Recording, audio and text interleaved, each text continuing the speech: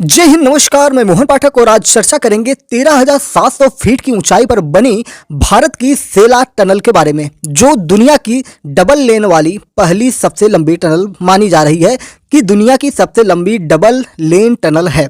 17,700 feet की ऊंचाई पर बनी ये सुरंग जो भारतीय सेना है उसके लिहाज से बहुत ज़्यादा खास हो जाता है। ये सुरंग असम के तेजपुर को अरुणाचल प्रदेश के तवांग को जोड़ने वाली सड़क पर बनाई गई है। इसे बॉर्डर रोड ऑर्गेनाइजेशन ने बनाया है और इसका उद्घाटन प्रधानमंत्री नरेंद्र मोदी ने किया है, लेकिन इसका शिलान्यास भी प्रधानमंत्री नरेंद्र मोदी ने ही किया था। सेला सुरंग की नींव प्रधानमंत्री नरेंद्र मोदी ने फरवरी 2019 में रखी थी और इसका उद्घाटन उन्होंने कर दिया और उन्होंने इसके साथ साथ और भी जानकारियां दी। उन्होंने कहा कि पूर्वोत्तर में और भी कई सुरंगों का निर्माण कार्य चल रहा है। ये जो सुरंग है अरुणाचल प्रदेश में बालीपारा चारी दुआर तवांग रोड पर सेला दर्रे के पार तवांग तक सभी मौसम में कनेक्टिविटी देने वाली है। सेना टनल की कई खासियतें हैं, इनको हम जानेंगे। साथ साथ आपको ये भी बताएंगे सेना टनल से जुड़ी वो रोचक कहानी जिनके नाम पर सेला टनल रखा गया है। इसके पीछे भी एक कहानी है, बताया जाता है कि एक प्रेम कहानी है।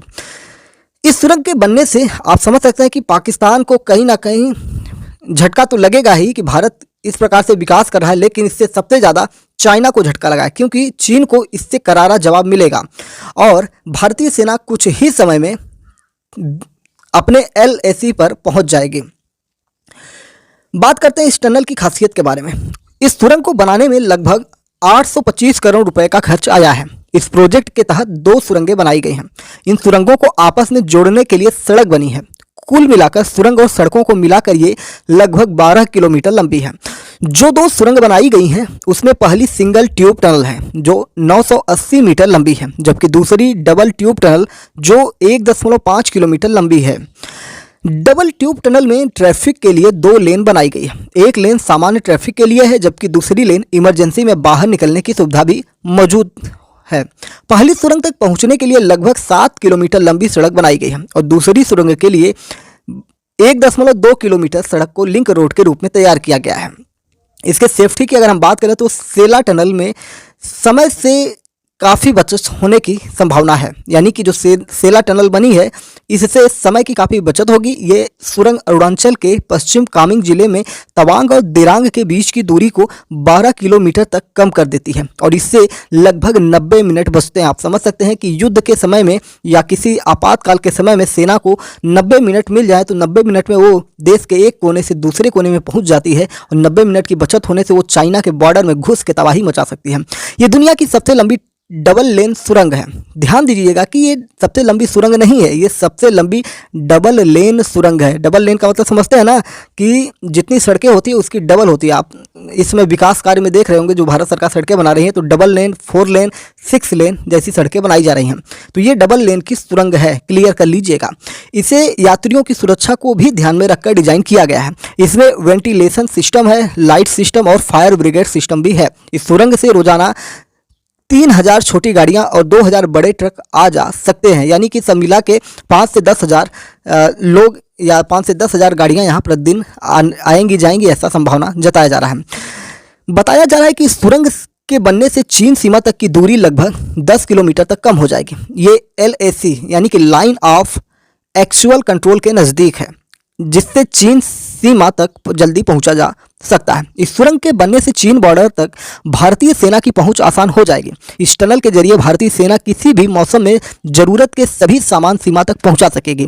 दरअसल सर्दियों में यहां का तापमान लगभग 20 डिग्री से भी नीचे गिर जाता है और ऐसी स्थिति में भारतीय सेना तक जरूरत के सामान, उसके दिनचर्या के सामान पहुंचाने में बहुत ज़्यादा दिक्कत आती है। लेकिन सेला टनल से अब असम से गुवाहाटी और तवांग में तैनात हमारे भारतीय जवान जो हमारे देश की रक्षा करते हैं, हमारी सुरक्षा करते हैं, उन भारतीय सैनिकों तक अब हर मौसम में सामान आसानी से पहुंचाया जा सकता है। साथ ही साथ चाइना अभी तक हमारे देश की सेना और आम नागरिक तवांग तक पहुँचने के लिए बालीपारा चारी दुआरा रोड जो असम है उसका इस्तेमाल करते थे, क्योंकि सर्दियों में बर्फबारी के कारण सेला दर्रा बंद हो जाता था।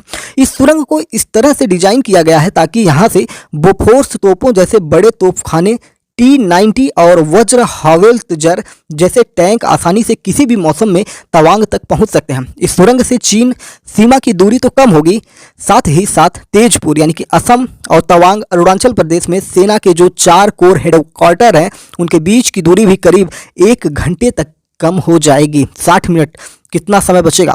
इतना ही नहीं, अभी तक LAC पर तवांग के पास में चीन भारतीय सेना की गाड़ियों के मूवमेंट पर नजर रखता था। अब सुरंग बनने से उसकी निगरानी भी बंद हो जाएगी, यानी कि भारत के सैनिक कब कहाँ जा रहे हैं, किधर आ रहे हैं, अब वो भी नहीं देख पाएगा चाइना, चाहे वो सैटेलाइट से देखे, चाहे वो अपने जो खुफिया उसके होते हैं या किसी भी तरह से वो अब निगरानी नहीं कर पाएगा। तवांग किस लिए भारत के लिए खास है?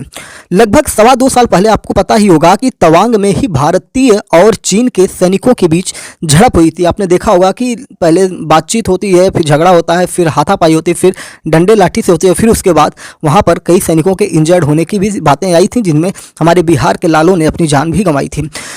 तो उस झड़प में चीन की सीमा से तवांग लगभग 35 किलोमीटर दूर होता है। अरुणाचल में पड़ने वाले तवांग पर चीन की बुरी नज़रें हमेशा से रही हैं। तवांग बौद्धों का प्रमुख धर्म स्थल है। बौद्ध धर्म से जुड़े वहाँ पे बहुत सारी चीज़ें हैं, जैसे एशिया का सबसे बड़ा बौद्ध मठ भी तवांग में ही है। तो इसकी सुरक्षा भारत ही करता है बौद्ध संप्रदाय को, क्योंकि जो बौद्ध हैं हमारे ही देश के हैं। 1914 में जो समझौता हुआ था उसमें तवांग को अरुणाचल का हिस्सा बताया था, लेकिन चीन इसे तिब्बत का हिस्सा बताता है। तो 1914 से ये मामला चल रहा है, ठीक है। शायद मैंने 94 बोल दिया, तो इसको ध्यान में रखिएगा। 1914 में जो समझौता हुआ था, 1914 में जो समझौता हुआ था, उसमें तवांग को अरुणाचल का हिस्सा बताया था, लेकिन चीन इसे तिब्बत का हिस्सा बताता है। और पता है ना कि चीन जो है तिब्बत पर कब्जा करके बैठा है और वहाँ के दलाई लामा भारत में एक तरह से शरण लेकर बैठे हुए हैं। भारत सरकार उन्हें सुरक्षा प्रदान करती है। और हमने एक लेक्चर भी कुछ महीने पहले लिया था, जिसमें बताया था कि अगले जो दलाई लामा होंगे उनकी नियुक्ति भी कर दी गई है। एक बच्चा है, उसको दलाई लामा के रूप में लिया गया है। तो वो भी हमने डिटेल में वीडियो बनाया है। 1962 की जंग के दौरान तवांग पर 1 महीने तक चीनी सेना का कब्जा रहा था। बाद में युद्ध विराम के तहत उसे अपना अवैध कब्जा छोड़ना पड़ा था। तवांग में अक्सर भारत और चीन की सेना में टकराव होता रहा। आखिरी बार दिसंबर 2022 में दोनों देश की सेनाओं के बीच झड़प हुई थी। सेला प्रोजेक्ट पूरा हो चुका है, लेकिन चीन सीमा से सटे इलाकों में भारत तेजी से बुनियादी ढांचे बढ़ा रहा है। चीन सीमा पर पहुंच बढ़ाने के लिए मोदी सरकार अरुणाचल फ्रंटियर हाईवे प्रोजेक्ट पर भी काम कर रही है। अरुणाचल फ्रंटियर हाईवे प्रोजेक्ट के तहत 2178 किलोमीटर लंबी सड़क बनाई जा रही है, जो चीन की सीमा से सटी रहेगी। इस पर 40,000 करोड़ रुपए से ज़्यादा खर्च होने का अनुमान है। ये हाईवे तवांग से शुरू होगा और फिर पूर्वी कार्बिंग, अपर सुबनसिरी, पश्चिमी सियांग, तुतिंग, मेचुका, अपर सियांग, दिबांग वैली, देसाली, चगलागम, किबिथू, डोंग और हवाई से गुजरती हुई विजयनगर से ये खत्म होगा। सेला टनल बनने से बहुत सारे फायदे होंगे, जैसे कि सेला टनल बन जाने से अरुणाचल प्रदेश की राजधानी ईटानगर से तवांग जाने का रास्ता 12 महीने खुल जाएगा, ठीक है। तो ये सारी चीज़ें होंगी। 13,000 की फीट पर दुनिया की सबसे लंबी 2 लेन ये टनल है। इसके बारे में हमने आपको बताया। आज़ादी के 76 साल पूरे होने के बाद भी बर्फबारी की वजह से ईटानगर से तवांग जाने का रास्ता साल में 7 महीने तक बंद रहता था और 448 किलोमीटर की दूरी तय करने के लिए 12 घंटे से ज़्यादा समय लगते थे। अब सेला टनल बन जाने से 12 महीने ये रास्ते खुल जाएंगे। तो हम आपको बता रहे थे, शुरुआत में बताया था कि इसके पीछे एक प्रेम कहानी का भी जिक्र आता है। तो आइए बताते हैं वो प्रेम कहानी क्या थी। नवंबर 1962 की बात है। चीन और भारत के बीच जंग शुरू हुए 27 दिन बीत चुके थे।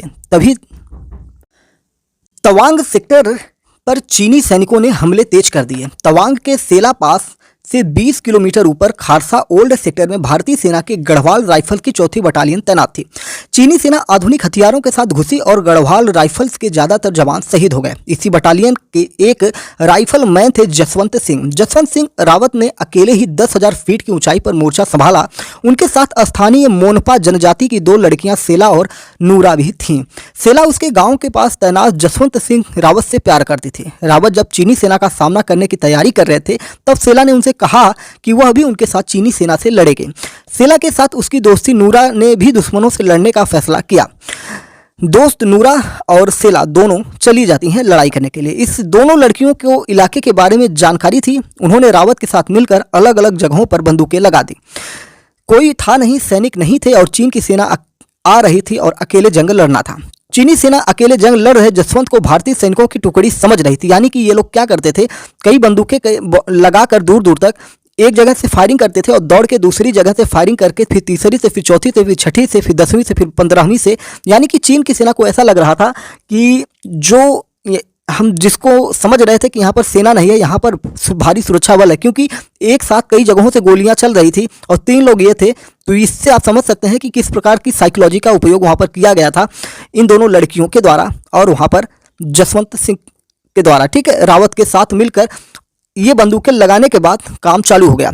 तो जसवंत को भारतीय सैनिक की टुकड़ी समझ रही थी कौन? चाइना की सेना। इस जवाबी हमले में करीब 300 चीनी सैनिक मारे गए थे। यानी कि इन तीनों ने मिलकर 300 चीनी सैनिकों को मार गिराया था। बाद में चीनी सेना ने उन्हें घेर लिया, सेला ग्रेनेड हमले में मारी गई और नूरा पकड़ ली जाती है।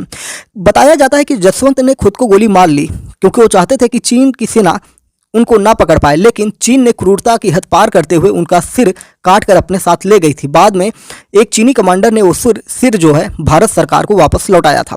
भारतीय सैनिक मानते हैं कि जसवंत सिंह की आत्मा आज भी भारत की पूर्वी सीमा की रक्षा करती है। आज इस जगह का नाम जसवंतगढ़ है।